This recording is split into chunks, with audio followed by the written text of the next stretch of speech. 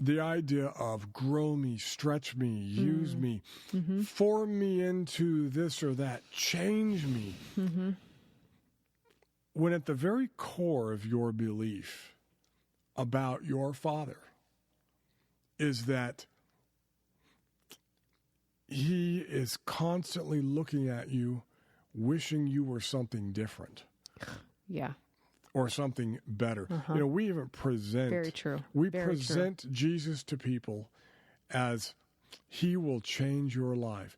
And that's usually the prayer, come into my heart and change my life.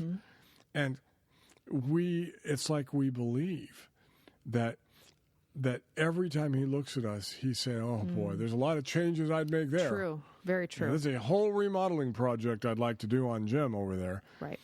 And what kind of a father? It's a good thing you have me now, because shoot, you were a hot mess before that. And all of this, Lord, come into my life. I want you to grow me. I want you to point out everything in my life that's that's wrong. I want you to challenge me. All of this is basically you saying, look, I know you don't like me as the way I am, and you want to totally remodel me so that I'll be more palatable and more tolerable for you. Right. So I'm telling you, I'm humbling myself and telling you, go for it, do whatever you need to do. And most people would be surprised if he'd say, no, I'm fine. I like the way you are right now.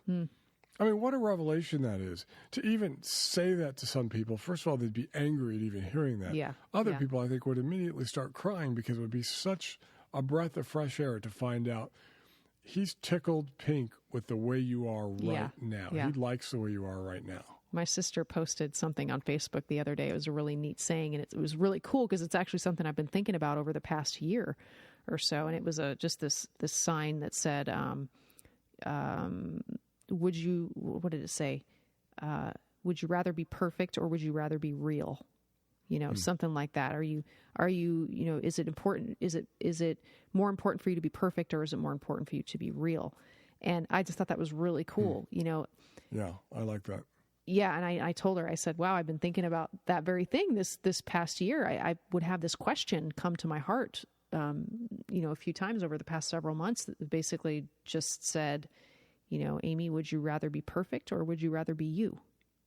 Do you want to be perfect? Do you want to strive for this thing that you think that you're supposed to be, or would you rather just be you? And when that question kind of came to my mind and came to my heart, I was like, wow, interesting. And I wonder though how many people would say, I'd rather just be me, because people who grew up in the church are trained to want to be anything but absolutely them. I mean, we're some of the most expert self-loathers ever. It's considered humility. It's totally considered humility. And I think it comes down to, we don't realize this, but it kind of comes down to more of an ego type of thing. Yeah. When we have that martyr mentality of, you change me, stretch me, whatever. I know I'm not good enough, so make me acceptable in your eyes. It's really our ego saying, make me what I think I'm supposed to be in your eyes so that I'm acceptable, instead of just being the raw, real me. And the real humility takes place when I'm okay with me, and I'm open to receive and I'm open to give. Yeah. And, I love it when a person gets to that point where they embrace themselves. Mm-hmm. They're okay with who they are.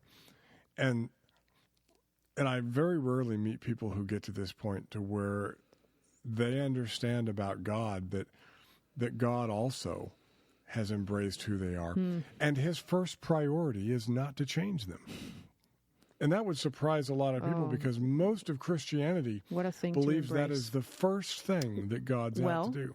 That is what probably 90% of our churches are built on. Yeah. And that's how they thrive. Yeah. I'm not against church. I'm not against going. But really, when you break it down, I would say about 90% of churches, maybe more. Mm-hmm. That's what they're built on, and that's their livelihood. That's their marketing campaign. People coming back every week for that self-improvement. I'm not good enough, so I need to go back and I need to receive something from the pastor because he has some secret that I need to know. Yeah. in order for me to be okay. Yeah. And, it really does keep the people coming back for more. Well, it does, because the job is never finished. Mm-hmm. Mm-hmm. The job is never done. And we say it. I'll always be on this path of change. I'll always. Yeah. I'll never forget sitting as a pastor. Probably after the first year of being a pastor, I was more miserable than I was when I was a drug dealer in a rock and roll band. Seriously, I'm not even lying. I literally was more miserable. Right. And I was happier being a drug addict than being in a rock and roll band. I just was. About a year after I'm a pastor, I'm sitting in this mega church, and we had this huge altar call, and the choir singing, "Just as I am." Mm-hmm. And I'm thinking, yeah, you wait.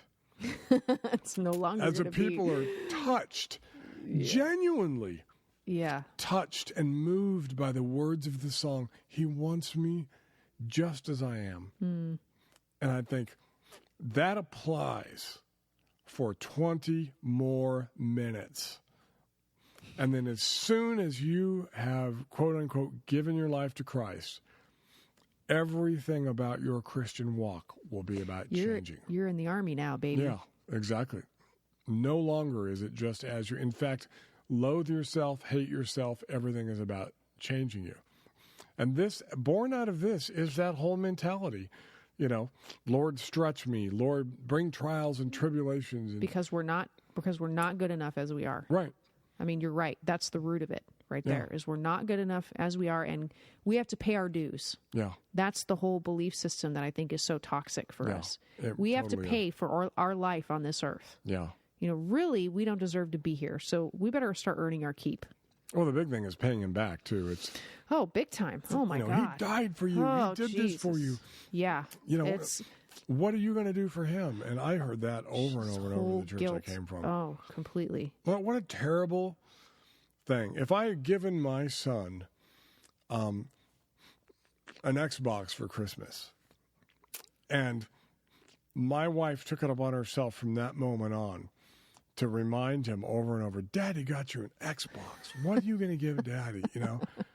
I would be mortified by that. I mean, I would absolutely be brokenhearted by that. But we thrive on that. And it just shows that the majority of Christian people in America simply don't know him or understand him. I'm not even saying that in a mean way or a spiteful way. Mm-hmm.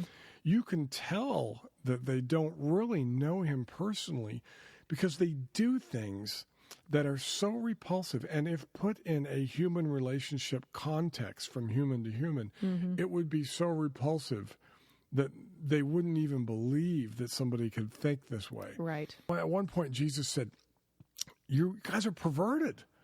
He literally said, this is a perverted generation. And we are. I believe we don't even realize how perverted we are in our thinking until you start actually comparing the things we say about God.